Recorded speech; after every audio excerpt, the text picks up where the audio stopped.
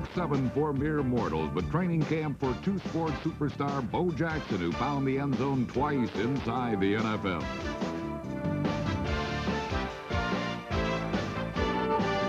I'm Brian Burwell. In this week's cover story, we'll take a look at Seattle running back Derek Fenner, whose career has been given a second life.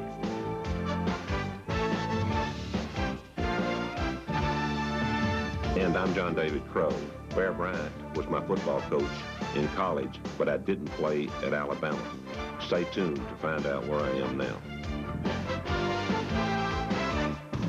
The hot Buffalo wing of quarterback Jim Kelly led the Bills to another amazing comeback. Stay tuned as he joins us on NFL Crosstalk.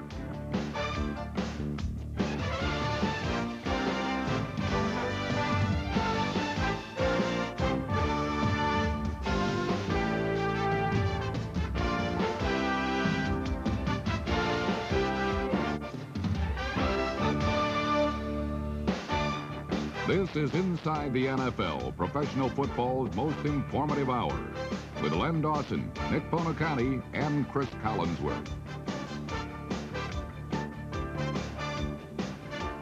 Hello, everybody. Welcome to the show. Folks, we've started this program a couple of times talking about the Los Angeles Raiders, and I would like to do it once again because earlier in the season, the Raiders were winning. Chris says, yes, but they are winning ugly. Along comes Nicholas. He says, hey, but when Bo Jackson returns, he's going to be very disruptive to that team. Yeah. Well, Nick, how disruptive can a player be when he scores 2 touchdowns in the first game? Andy, you guys are unbelievable. I've been on that Raider bandwagon right from day one, and yes, maybe I am a Marcus Allen fan, but I also said when Bo Jackson brings his talents to the Los Angeles Raiders, he would rise to the top. Oh, you front runner, you. At the beginning of the year, you also said that the Raiders had to trade for a quarterback, and now that Jay Schrader is leading the league in passing, I guess you're a big fan of his too now, right? Who, you mean my buddy Jay? Yeah. Don't be picky now, Chris. Yes, the Raiders have things under control. But, gentlemen, is it my imagination, or is there more unrest in the National Football League this year than in years past? Well, I think a lot of that unrest is up in New England because the fans aren't worried whether the Patriots are winning and losing.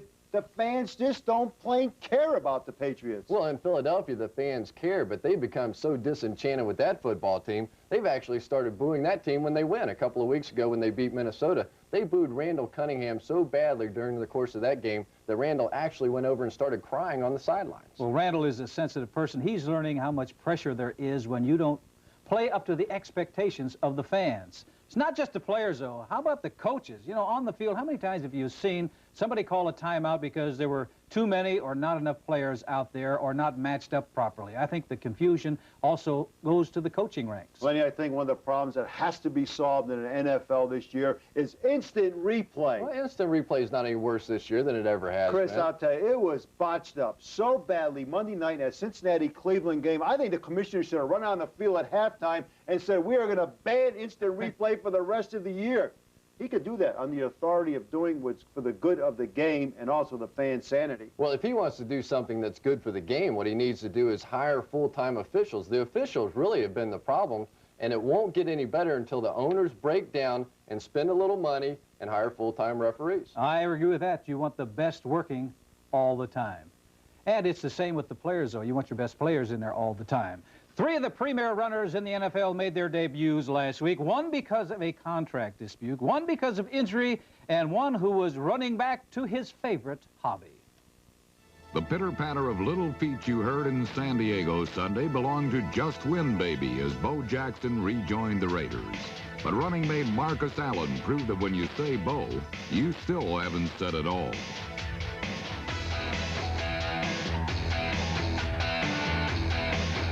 Inside the 10-yard line, though, the Raiders relied on the best quick hitter in the NFL. The handoff to Bo. He goes to the outside left. He's at the 5, the 3. He's tackled, but touchdown Raiders.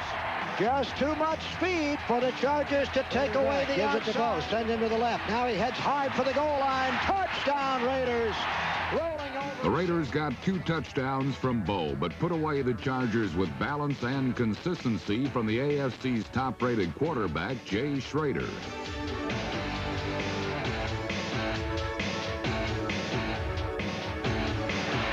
He gets away from O'Neal. He throws to the end zone. Galt. Touchdown, Raiders. Willie Galt's touchdown sealed the win as the Raiders continued to raise eyebrows around the NFL. Of course, there was also considerable focus on the return of Eric Dickerson, whose stormy relationship with the Colts actually created rain inside the Hoosier Dome. A rain of boos, that is.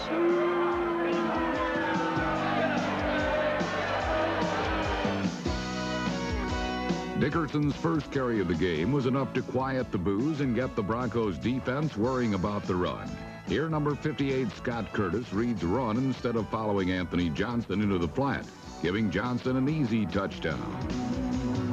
Dickerson's prolonged absence not only has the Colts throwing from the 1-yard line, but it has also allowed youth to rise to the top of the AFC rushing rolls in the person of Denver's Bobby Humphrey.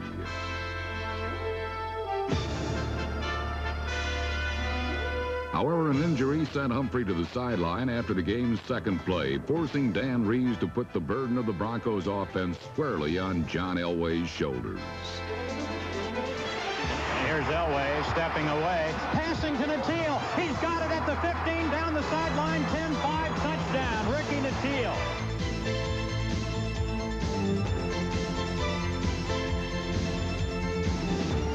Elway riddled the Colts with a 21-for-30, 317-yard passing day. And when Denver needed more than number 7's flash and panache, they got some dash from Gary Kubiak, whose keeper on a fake field goal caught the Colts and Denver announcer Larry Zimmer off guard. It's a fake.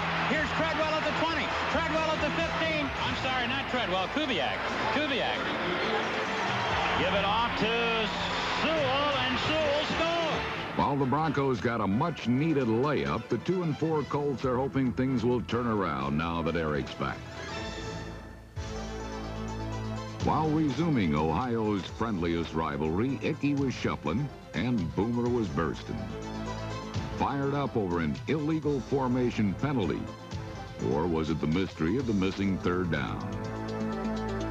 At any rate, Boomer Esiason was performing out of character, throwing for just 85 yards, but 2 of his 7 completions went for touchdowns.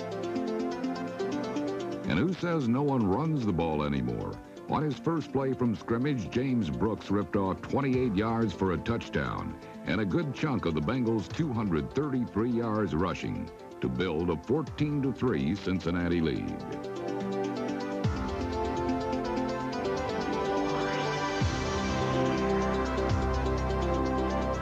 The Browns got close when Brian Brennan's catch set up a score to end the first half, but residents of the Dog Pound watched the Browns go to the Dogs in the second. The Bengals held Cleveland scoreless the rest of the way, while Boomer Esiason's touchdown strike to Mike Barber put the game out of reach and solidified Cincinnati's hold on first place in the AFC Central. Running more and passing less has indeed given the Bengals a new and different look.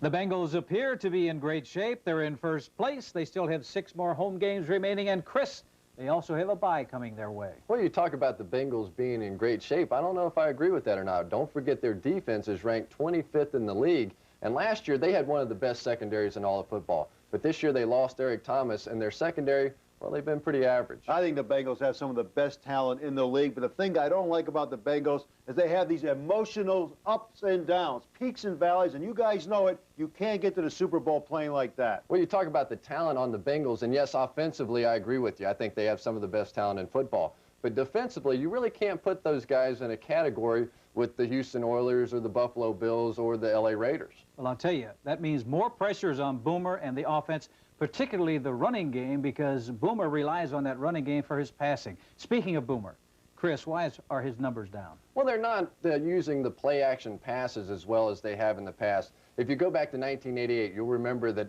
Boomer used to fake the Icky Woods on those running plays and pull the ball back and throw deep to Eddie Brown over the top. Well, defenses around the league are beginning to figure out just how much the Bengals rely on that play-action passing game, and they're really shutting it down much better now. Lenny, you said something early on, the edge that I think is going to be for the Bengals as they go and drive towards the playoffs. Home game, home team field advantage. And after this week, they're going to have 6 home games out of the 8 that they play. And in 1988, when they won the Super Bowl, they were 8-0 at home. I like the scheduling, Nick. But there is one problem. One of those games, the 14th game of the week, they'll have to be hosting San Francisco. And the 49ers don't care where they play. They win as well as anybody on the road. But if they play anything these two teams like they did the last time they met in Super Bowl 23. Wow, what a finish. Frantic finishes were the rule in several games last weekend. While Jim Kelly was brilliant running the 2-minute offense, who would have thought that Jeff Hostetler and Troy Aikman would be able to turn near defeats into close call victories? In the NFL, just how close is too close a call?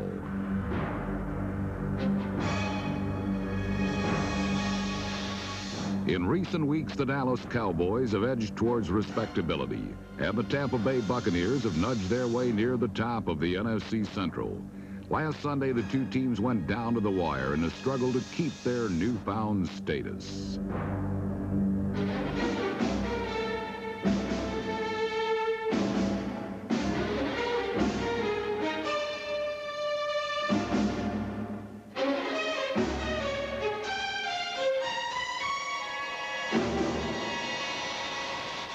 Benny Testaverde was sacked 6 times and intercepted for the first time in over a month as Dallas diffused Tampa Bay's passing attack. Then rookie defensive tackle Jimmy Jones helped limit Gary Anderson, the NFL's leader in yards from scrimmage, to 12 total yards.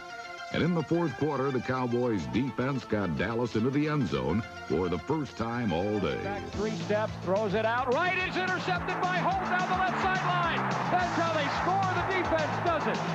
Ike Holt, 2 interceptions. Still, Dallas's offense hadn't scored a touchdown in over 8 quarters. Trailing 13-10 with a half-minute left, they broke that streak in the nick of time.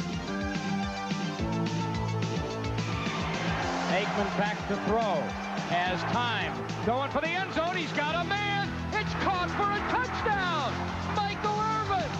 Michael, where have you been, my man? While the Cowboys were putting it all together in Tampa, the Phoenix Cardinals were in New Jersey looking to keep in step. But the last time the Cardinals beat a team with a winning record was in November 1988 when they defeated the Giants. And that happening again was about as likely as the NFL's top-rated defense falling for the old tackle-eligible play. Uh-oh. Phoenix surprised New York with a deceptively solid offense and a straightforward defense that took dead aim at the quarterback. Hostetler takes a deep drop after a fake handoff. He's hit behind, fumbles the ball, and Phoenix might get it here at the Giant 30-yard line. The Phoenix pass rush put Phil Simms out of the game and terrorized his replacement Jeff Hostetler. Leading the charge with 3 sacks was linebacker Ken Harvey, number 56.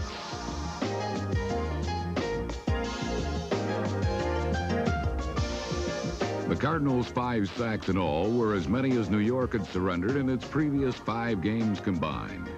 The Giants found themselves face-to-face with something decidedly unfamiliar, an opponent who wouldn't back down. But New Yorkers are nothing if not creative, and the Giants hit Phoenix with something no one had seen before. Shift at the line, handoff, and O.J. hesitates, goes. He's at the 20, 15, at the 12. It was a fake flea flicker. What a play! Still, tricks are for kids, and trailing by 9 with less than 4 minutes to play, the Giants' backup quarterback grew up in a hurry.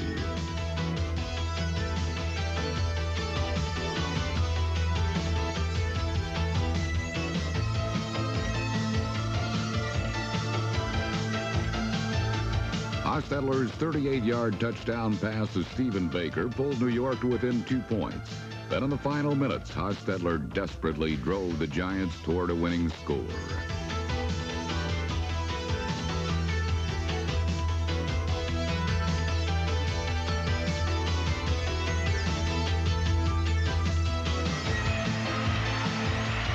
Here we go, 3 seconds to go. The ball spotted at the 30. It's long. It goes up. It's got the distance. It's good.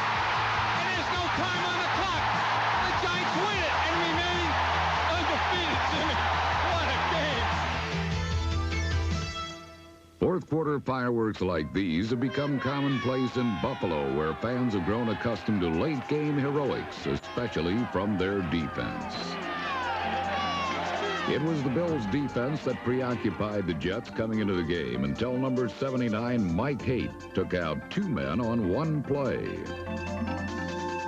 The Jets proved that you can block the Bills right out of the picture, and you can fake them out of it as well. It is up, and it is 1, They run it down the left side and go out of bounds. It was a fake. What you can't do is keep them out. Number 78, Bruce Smith, contributed 2 of Buffalo's 5 sacks and helped give the offense a chance at a comeback win. Let's do something with the ball, baby! Kelly waits again. He throws long this time, and it is caught. He's on his way for a touchdown. What a great catch! In the final seconds, it was up to Jim Kelly. Put it in there! Put it in the end zone! Come on, put it in there! Kelly waiting. Here's Kelly to throw. Looking. Can't find anyone. Now he throws. Touchdown! Buffalo notched its 3rd come-from-behind win in 3 games, proving that for them at least no close call is too close for comfort.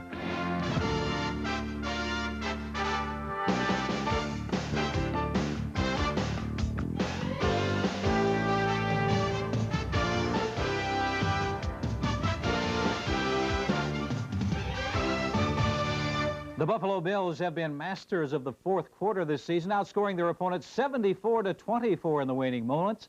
They won 3 straight games after trailing in the 4th period. First, there was Denver. Bills down 21-9. Bills scored 3 times in 80 seconds. Here's one on Leonard Smith's interception return.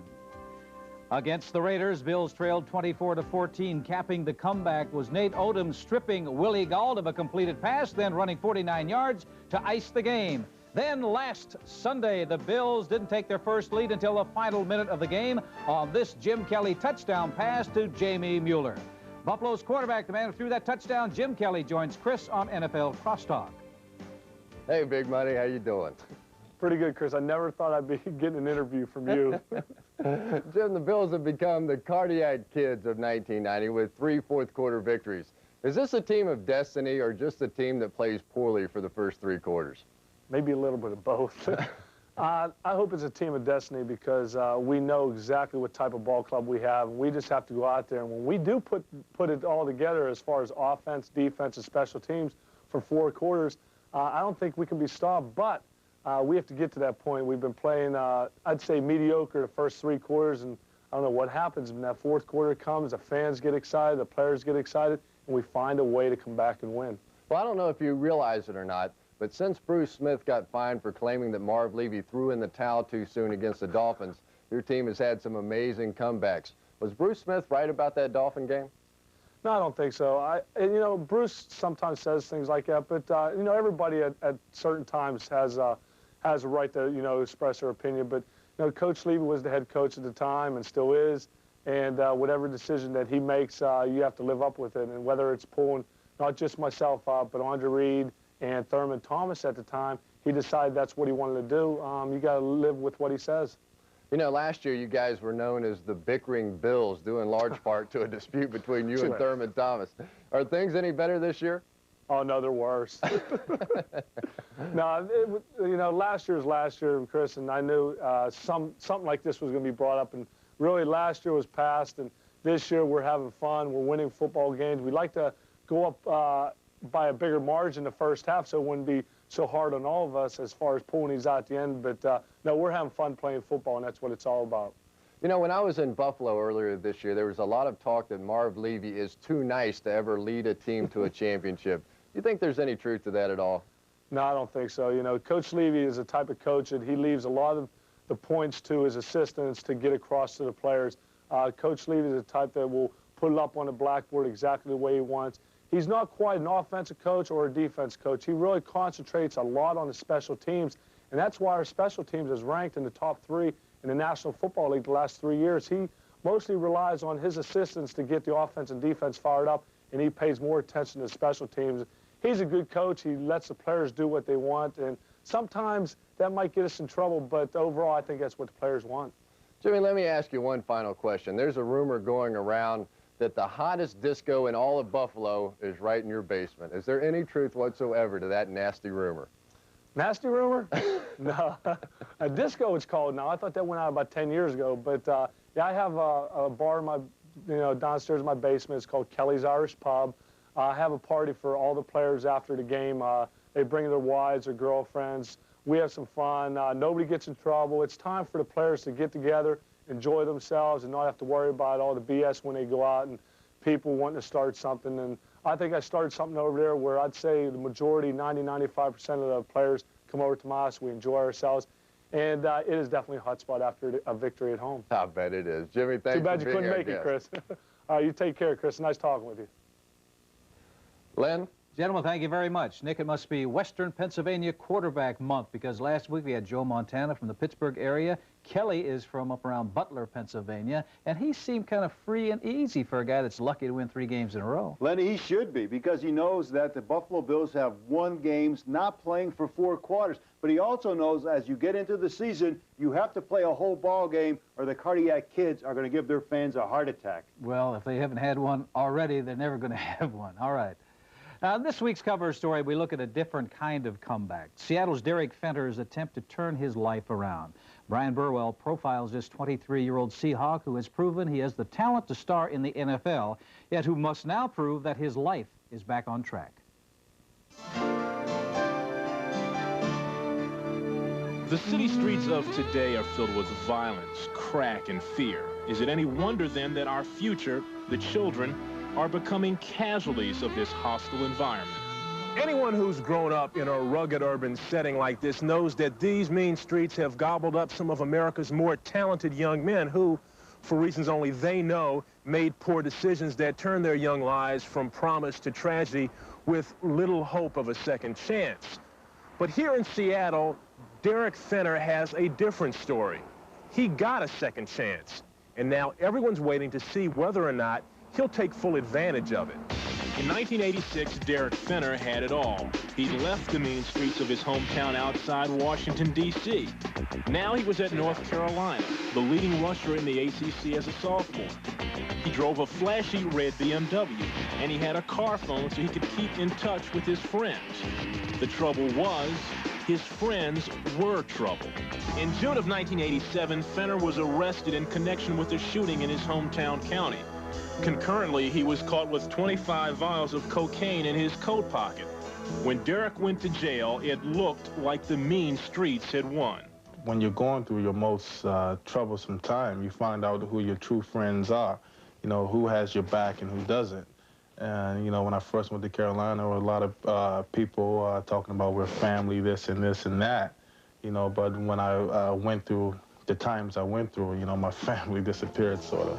When investigators looked into the case, they found that associates of Fenter were guilty, but Derek was not. He was freed after 44 days in prison. Jail period was a nightmare. There were times where these bad thoughts or bad visions of me being in prison for the rest of my life would come into my mind, you know, but you know, and when that happened, I just sort of pushed those bad visions away with some good visions, which was the NFL. In 1989, the Seattle Seahawks answered Fenter's prayers, drafting him in the 10th round. We felt that the talent justified bringing him in and giving him an opportunity to get started again in football and get started again in life. Knox was also counting on beautiful Seattle to calm down Fenter's life. Derek lived for a while with a local family, and these changes certainly helped him on the field. His success with the Seahawks this year has been astounding. He shares the NFL lead with 8 touchdowns, and his 432 yards rushing are 4th in the conference. But will these developments mature Fenter and keep him out of trouble? We do know he lifts weights religiously. We also know Derek has a newborn daughter, Naomi, who lives in New York with her mother. But trouble seems to follow Fenter when he goes out. In '88, there was an incident at a Duke party. Then he had a problem at a motel. He was accidentally shot outside a nightclub after that. And 3 weeks ago, Fenter had his first problem in Seattle. Anyone can go down to a police station and file a complaint at any given time, you know, and that's exactly what happened. And the press takes it from the 1-yard line, and they run 99 yards for a touchdown, so to speak. But you can't blame the press for Derek's love of the nightlife and the situations which result. No one should lock themselves in their room. You know, I should be able to go out and enjoy myself just like anyone else.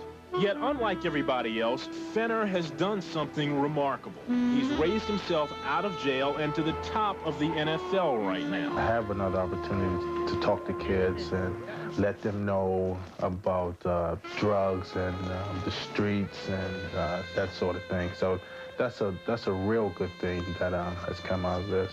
He doesn't drive that BMW with the car phone anymore, but Derek Fenner is going places.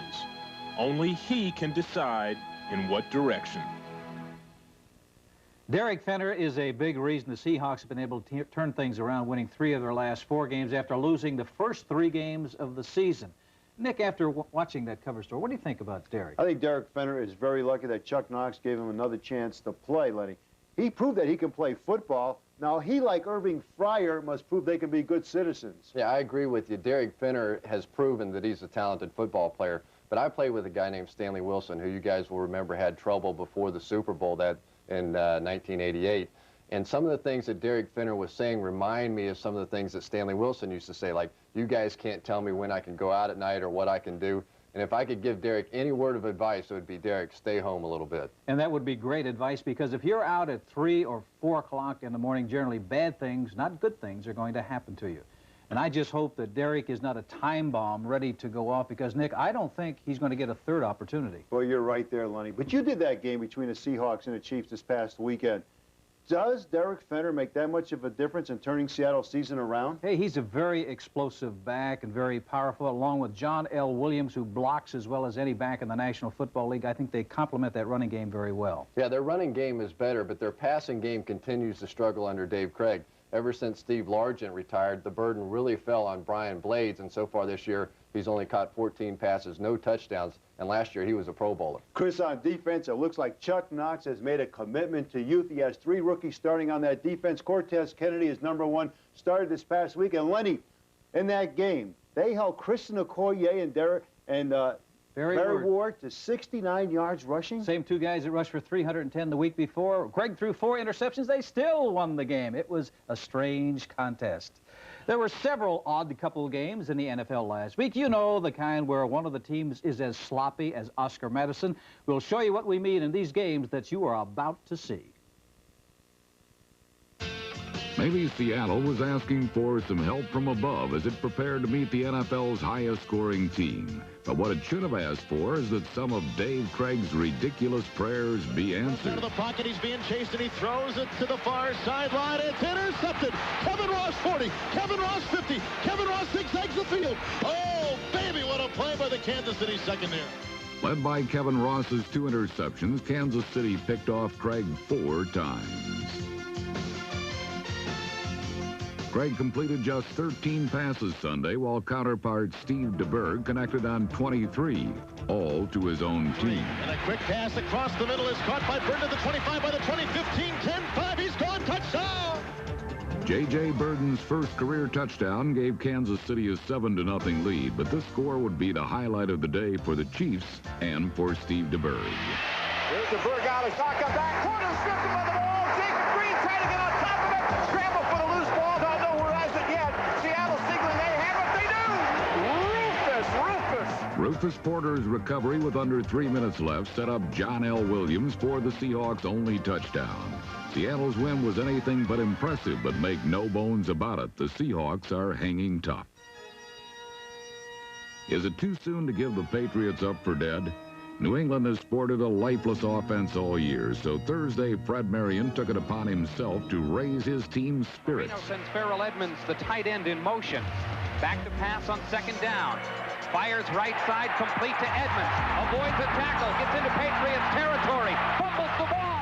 Marion had 3 takeaways, and Miami kept things close as it turned the ball over on its first 4 possessions. But if there was an aspect of this farce uglier than the Dolphins' offense, it was the Patriots' kicking game. Former soccer star Jason Starowski beautifully bent the ball over the wall and under the crossbar for an apparent goal. But goalie, punter, Brian Hansen wasn't as successful with his kick. It's blocked. It's loose on the field, picked up, going to be run in for a touchdown by Mark Hicks. Mark Higgs' touchdown helped the Dolphins to a 10-3 halftime lead, but his score did little to please the crowd's yearning for some kind of offense. The snap, Marino back to throw, in the pocket, fires deep down the near side, point, 15, 10, 5, down to the... Finally, in the second half, Dan Marino put together a drive that didn't result in a turnover, and Sammy Smith scored his 6th touchdown to seal the win. The Dolphins are now 5-1 and have shown they can play with anyone in the AFC. But it's a good thing they don't have another home game until November, because after such a sloppy win, it might take that long to clean up the mess they left on the field.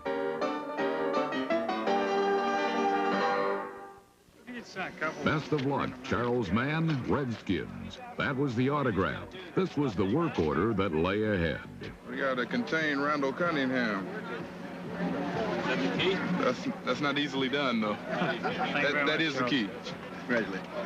For Randall Cunningham, the game plan was to get Paul Tagliabue's signature into the hands of Keith Jackson, who caught 3 TD passes at RFK last year.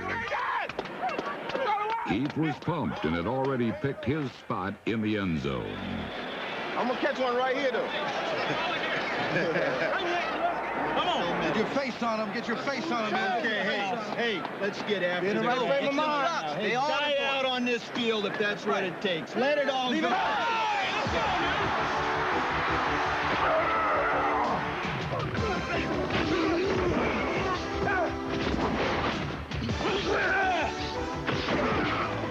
go, Keith! Go, Randall!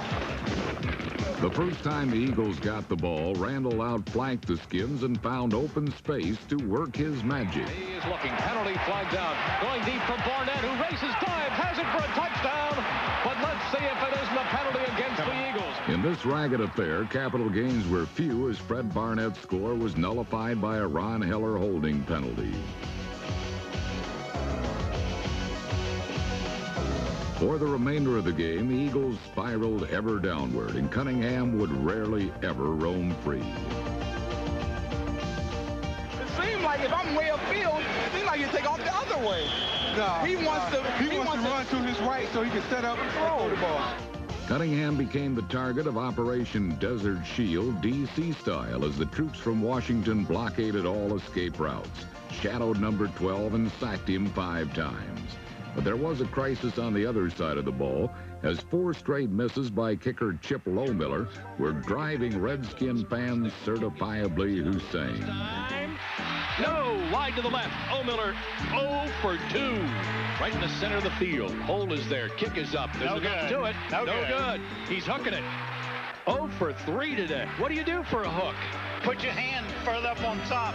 Weaken your grip. Weaken your grip. Start calling him Chip O'Miller instead of Lowmiller. Oh, Chip. Chip.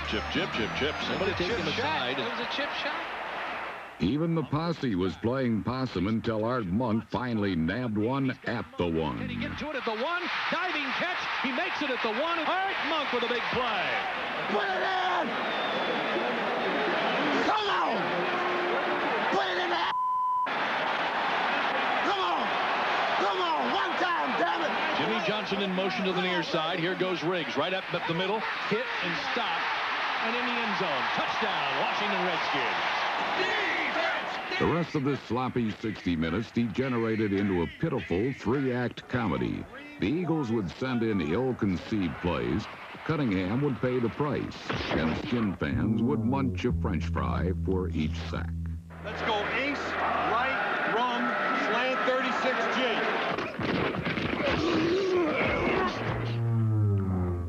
My phone's broken. My phone's broken.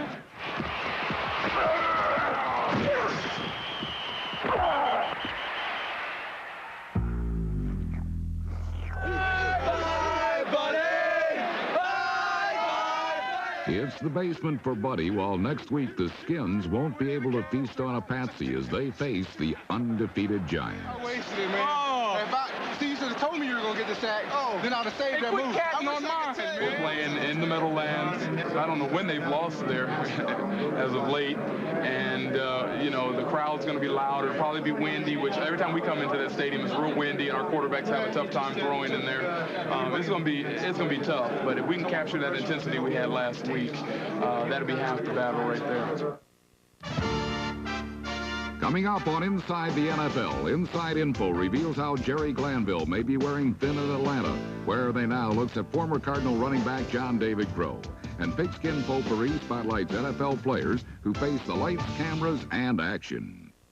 I'm looking forward to the Pigskin Potpourri because even in my day of silent films, many football players tried their hand at acting. We'll see how today's stars measure up. Now, let's get back to that Redskins team. Chris, I picked them to win the Super Bowl, and I'm looking for some support. You think they have a chance against the Giants? Well, if you picked them, you know I'm going the other way. But defensively, the Redskins can play with anybody. You know, they've only given up 82 points this entire football season, and that's second only to the Chicago Bears in points allowed. But the big question with the Redskins is, can they beat a playoff caliber football team? I don't know that Stan Humphries or Mark Rippon, either one, have proven that they can beat a good team in a close game. They could beat a good team if they go to the big play guys, Monk, Sanders, and Clark. Humphries doesn't get the ball to the outside wide receivers. If he doesn't do it against the Giants, the O on Washington will die. Well, I think it's going to be just like the last game. Phil Simms will come up with more big plays than does Stan Humphries, and the Giants will win. Well, the last time Simms had 3 bombs, that was the difference in the ball game. But against the Cardinals last Sunday, he was knocked out by that punch. He says he's all right, but I'm sure, Nick, that the Redskins defense will come after him to find out if he's okay. Well, you can put everything we say in a blender because it's the final analysis. It's going to come down to a field goal. Lowe Miller has been erratic. He missed 4 last week. You can chalk up a Giant win today. I guess I can see which way you two guys are going, but the Redskins-Giants game on Sunday promises to be another defensive struggle fought in the trenches. If the Redskins win, the NFC East will be competitive. No such competitive balance lives in the NFC West. That's where the 49ers reside. If the NFC West were devoid of 49ers, an up-and-coming team like Atlanta would have a decent chance of winning the division.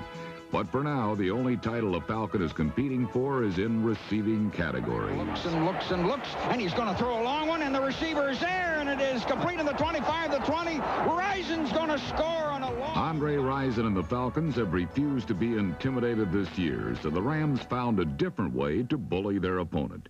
Utilizing intricate interlooping stunts, the Rams made more sacks against Atlanta than in their previous 5 games and neutralized the Falcons' passing attack.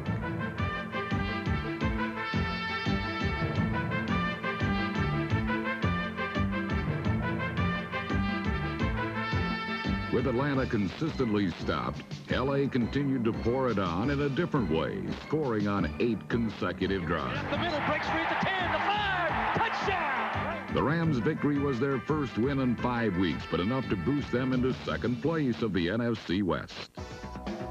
Some youngsters may not yet have been around long enough to remember the last time San Francisco wasn't in first place. While it seems to be all fun and games, the years do have a way of creeping up, and Pittsburgh did its best to make Joe Montana feel a little bit older.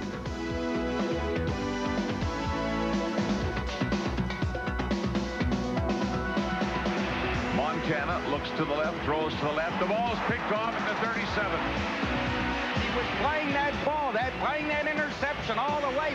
Steelers could play with these 49ers.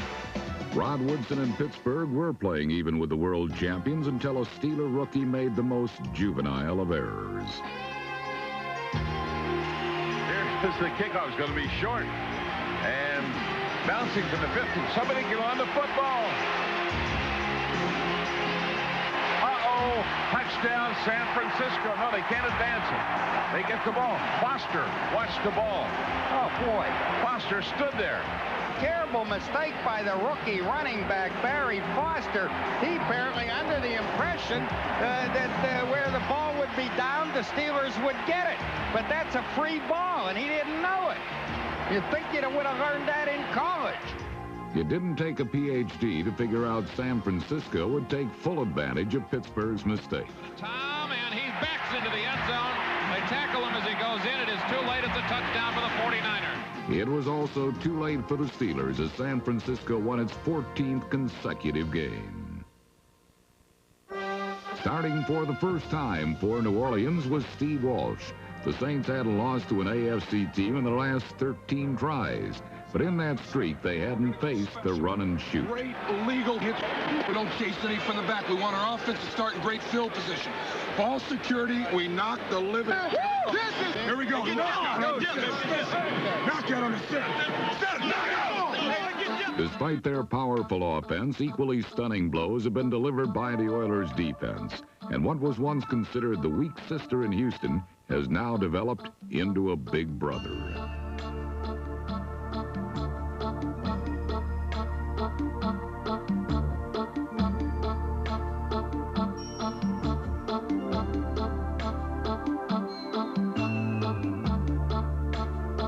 With an improved defense and an offense firing on all cylinders, Houston is pointed in the right direction.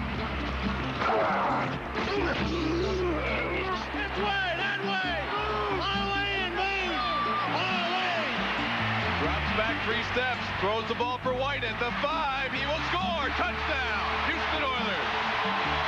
Little swing pass. Warren Moon to Lorenzo White. Good for 6 yards and a score, and the Oilers go on top.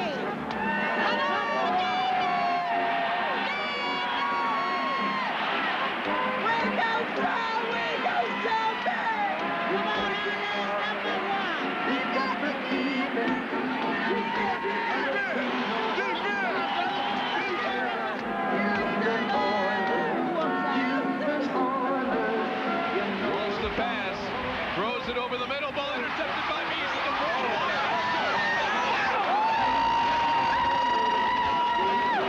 Big turnover for the Oiler defense. Johnny Means on the interception.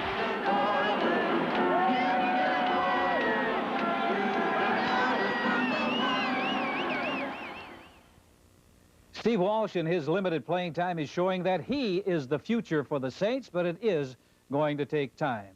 It's time right now for Gary Myers to come on the set and tell us about the National Football League. It seems like there's a blockbuster story every week in the league. The latest is the place kicker for the Minnesota Vikings, Donald Ikwe-Bikwe. He is implicated in smuggling heroin into the United States. What's the latest situation on him? Lenny, as if the Vikings didn't have enough problems already. It looks like their kicker, Ikwe-Bikwe, will be indicted in the next couple of days. And if that happens, I would look for the Vikings to grant him a leave of absence. The last 2 times NFL players were indicted on drug charges, Tony Peters of Washington and Mike Bell of Kansas City, both of them were given leave of absences by their clubs until the problems were resolved. Vikings got rid of Rich Karlis. I wonder what they think about that move right now. They may not have a place kicker. We've talked about unrest on this program, but one subject we didn't talk about is the Atlanta Falcons defensive lineman Tony Casillas. He didn't make the plane trip against the Rams, didn't play in that ball game, said he had the stomach flu. He was fined and suspended a game check. Is there more to that story than that? There's much more to the problem between Glanville and Casillas than just a $100,000 stomach virus, which is what the suspension will be costing Casillas. Players like Casillas and Chris Hinton, their all-pro tackle, both held out at training camp, and both were used very sparingly by Glanville in the first month of the season. He held grudges against them. And people I've talked to in Atlanta say that Glanville's rah-rah, in-your-face style coaching is already wearing thin on a lot of the veterans. For Glanville's program to succeed, he almost has to win right away. And the last 2 weeks, they've given up 89 points and almost 800 yards through the air. Wow, you know, some of those veterans are going to move. That brings up a topic we've discussed many times, and that is free agency. What's the latest on that? Well, a lot of the owners right now feel with all the extra TV money, the time is right to give the players a more liberal form of free agency. And one very high-level executive with the club I spoke to this week said his plan would be based on the number of years of players in the league, his position that he plays, how much money he's making, and how much time he's played. There'd be a formula concocted that would grant free agency. Another plan would just be, depending on the position you've played and the number of years you're in the league, a player would automatically become a free agent. In any event, I would look for a much more liberal plan than just Plan B. When would you look for this to happen? I think there's a good chance that, you know, as soon as the season is over, even in the next couple of months, a proposal will be made to the union. Now, let's talk about officiating. I watched that Monday night game, Cincinnati at Cleveland, and I would imagine because of the circumstances in that ball game, the league is very embarrassed. They are embarrassed. In fact, people have said that the officials look lost out there on Monday night. The league thought it took a couple of measures in the offseason to clear up the problems. One was having officials go to training camp for 2 or 3 days. Another was veteran referees like Ben Dreith and Fred Wyatt were demoted to line judges. But obviously this has not worked. And Jim Finks, who's the competition committee chairman, said Paul Tagliabue right now on his desk has a proposal for more changes. 2 most prominent would be a much more aggressive plan to recruit younger officials, and also a supervisor to work with each crew. But it really seems to me that in the 4 years instant replay has been in the league, these officials have really become looking over their shoulders. Instant replay, you hit the magic words with me.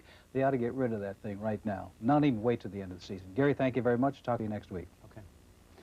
Of all the great players who played for the legendary Paul Bear Bryant, only one ever won the Heisman Trophy. John David Crow, the subject of this week's Where Are They Now? John David Crow, 55 years old, and back where it all began, Texas A&M, but this time as a director of athletics. John David Crow is the most decorated athlete in A&M history. This two-way player was shaped and molded by his coach, the legendary Paul Bear Bryant. Bryant taught John the meaning of the words sacrifice, dedication, and hard work, which culminated in him winning the Heisman Trophy in 1957. He reminded me a great deal of my father. He was a tough person, a very demanding person, but was fair and just. And he had a big old tender heart, but it was very difficult to get to it sometimes. Therefore, I looked up to him, and I loved him like a father, and tried to do what he wanted me to do. John went on to play 11 seasons in the NFL, first with the Chicago Cardinals as their #1 draft choice, and then with the 49ers. In 1960, he became the first Cardinal to gain over 1,000 yards in a season and was selected to the Pro Bowl 4 times. Although Crow was hampered by leg injuries and mediocre teams throughout his pro career, he was almost traded to Cleveland for Jim Brown because of his versatility. But that didn't happen, and John never played in a championship game. It sounds corny. It maybe not sound very truthful, but I sincerely say that that's one thing that really that I was not a member of, and I look back and I wish that I'd have played a little harder, or some way or another I would have gotten to that point, because that's the ultimate. Over the next 13 years, John remained in athletics as a football coach at both the collegiate and pro level. Crow's break came in 1983 when he was hired by his alma mater. 2 years ago, he was named the athletic director of Texas A&M and hasn't looked back. Anytime I think that a person that can come in and have a fair amount of success at a university in athletics, and then have an opportunity to come back and be part of that same athletic program, I think that's very rewarding, and it's very complimentary, and I certainly appreciate everyone here at Texas A&M for giving me that opportunity. And the Aggies were equally proud to have one of their own return to the flock and the rich heritage of A&M. John makes his home there in College Station with his wife of 36 years, Carolyn. This team player has enjoyed a good life and knows the importance of dwelling on past memories.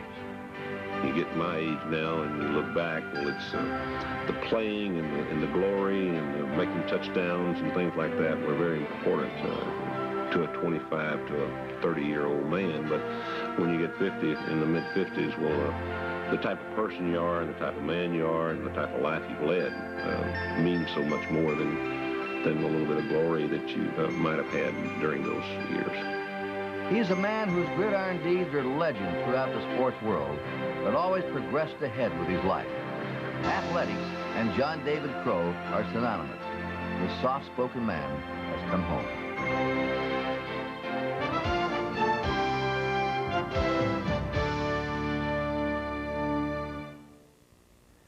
John David Crow, what a terrific football player. I had the opportunity to watch him perform because I was in the league at that time. And Chris, you're probably too young to remember, but there was a time that he and Jim Brown were in the prime of their career, and there was a poll asking people, who would you rather have, Jim Brown or John David Crow? And they selected John David Crow. You're kidding. Yeah. Wow, that's pretty impressive. But I could really relate to what he was saying about not playing in a championship game. I got to play in 2 Super Bowls, but we never did win the whole thing.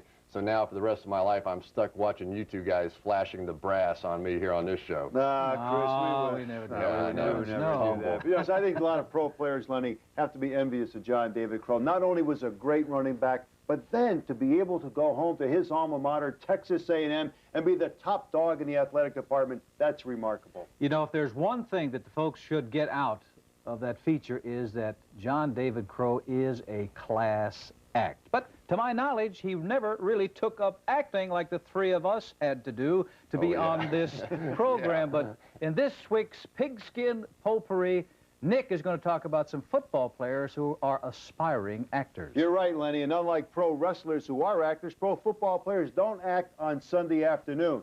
But boy, come Monday, both active and retired players just love to get in front of that camera as we preview in this week's coming attractions.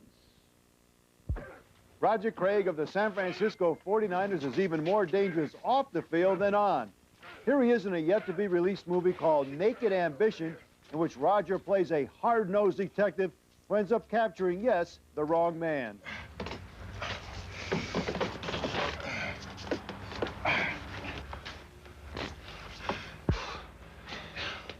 Son of a... Close. Retired from the Seattle Seahawks, the boss no longer plays linebacker. But did he ever? He's starring in The Brotherhood, in which he goes undercover to infiltrate a biker gang. The film used real bikers as extras, and the boss hits about as hard as he ever did on the football field.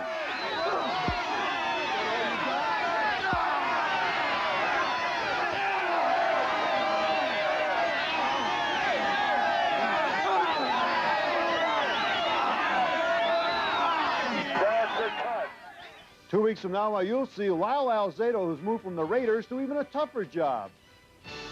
Gee, Cody, I know I'll never be as good a cook as you. I know that. But if I could come close. You know, I just love the way you do your goulash and your scalloped potatoes. Oh, and your broccoli. Tiny, you'll do fine. Dick Buckus is also trying for an Emmy with his portrayal on the same episode. You heard the lady. Hand it over. No. Give it to him, Cody. Have a nice life. Ditto. Boy, I hope you guys don't give up your day jobs. Yeah, but there are some guys that are terrific actors out there. You know, how about Alex Karras and Freddie Dreyer? That's They're right, doing boy. exceptionally well. That's Not as well as you're doing in your picks, though, mister. Let's take a look at the selections from last week and see how we fared. I didn't do too bad. Nick is on a roll. That's ladies right. and gentlemen. He is Dropping like on a a rock. roll. Oh, that's and for good. the season, he's smiling over That's there, folks. right. Look at the guy. He's leading, man. Bonacani, he's our man. Our He man, can't do it. Now I'm mad. Nobody can. Now I'm mad. I'm Okay, gonna so get much it right for that. this week. Now, this week, these are some of the games that we all agree on. Buffalo, because we talked to Jim Kelly, and he told us they're going to defeat New England. San Francisco over Cleveland. New Orleans should down Detroit. And Cincinnati over Atlanta. Now, let's take a look at the rest of the games and see how things are going to fare. Chicago at Phoenix. And, Nick, you're leading once again, so start us off. Well, Phoenix played a real good game against the Yes, Giants, Lenny, in Giant Stadium. Tough ball game. But Chicago defense, hard-ball, broken ribs and all, I like Chicago. Yeah, Johnny Johnson makes Phoenix's running game a lot better, but they're still not up to the Chicago Bears. Well, Phoenix can't score any touchdowns, about 7 all year long. I go with Chicago. We've got Miami at Indianapolis, Chris. Well, Eric Dickerson is back for the Colts, so that means I'm going to take the Dolphins. That makes sense to me. I tell you, no, Miami needs to put some hooks or something on the ball. They had 5 turnovers in that game last week against the Jets. But Miami, I think, offensively, defensively, a little better than Indianapolis. Hey, you've said it before, playing down there. They like to play there. Their home record is terrific. But they're not playing there, They're playing in the Dome. That's what I said. Their home record is terrific, but they're taking the sunshine. I don't care where they're playing. I like Miami. Okay, Nick, Minnesota at Green Bay. Well, Minnesota, but I think they're playing this one at Milwaukee. Yeah, they are playing this at Milwaukee. Green Bay, I think, has to turn it around. Minnesota has all kinds of internal problems, as well as on a football field. I like the Green Bay Packers. You know, this may be a perfect example of a team that has everything dumped on them during a 2-week period and comes back and plays a great game. I think Herschel Walker is going to play the game of his life this week. You like? I like the Vikings. Minnesota. You're getting back on their bandwagon again. I mean, they're 1-5. The Packers, they play exceptionally well against Minnesota, whether it's in Minnesota or Green Bay or Milwaukee. I like the Green Bay Packers.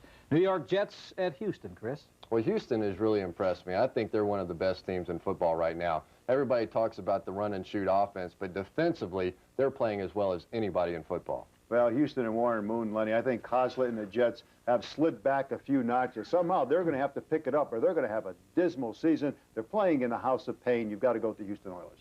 I don't want to say anything about, what is it, the run and shoot offense here? That was going to be gone by the end of the season.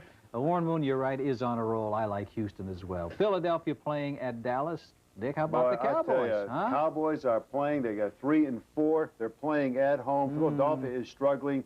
Cunningham, whether he's crying or not, they're playing a tough ball game. But I knew he was going to select. That was going to be Philadelphia. I disagree. I think Emmitt Smith is going to cut loose for the Cowboys this week, and they'll wear down those Eagles by the fourth quarter and win it in the heat down in Dallas. I think the pass rush of Philadelphia is going to get to Troy Aikman. I like Philadelphia. We got Tampa Bay at San Diego. Chris, this is an interesting game. I cannot figure out the Tampa Bay Buccaneers. I haven't got them right the entire season. I figure they'll probably win this week, so I'm going to go the other way.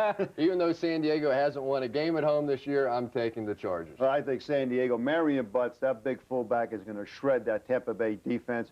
I can't figure out Tampa Bay either. Testaverde's in and he's out. They play good one week and bad the next. I like the San Diego Chargers. Well, they're a team. Tampa Bay's right there kind of in the twilight area. They're capable of beating anybody, but capable of losing to anybody. You don't know which team is going to show up, so I'll just take a guess and say Tampa Bay will defeat San Diego. Washington, Nick, at the New York Giants at the Meadowlands. What about this one? I really admire this kid Humphries. I think he's good, but he hasn't gotten the ball to his wide receivers. And I don't know why, but they have to get involved in the game if they're going to win. They can't beat the New York Giants in that defense. Well, you guys know how I feel about this game. I think Phil Simms is too good for Stan Humphries. It'll be a close game again because of Washington's defense, but in the end, Phil Simms will make the plays. Well, this is going to get down to a play or two plays. I'm going to go out on a limb and say Washington will finally win over the Giants. All right, Monday night contest, the Rams at Pittsburgh, Chris. Well, the Rams are going to go in there with their high-powered passing attack, but I can tell you, when you go into Pittsburgh, expect to get hit, and hit often, because that's exactly what's going to happen. I like the Steelers. I like the Steelers at home. Their defense is going to upend the Rams. We all like the Steelers, folks. Pittsburgh, thank goodness you're going to win this one. For Chris Collins.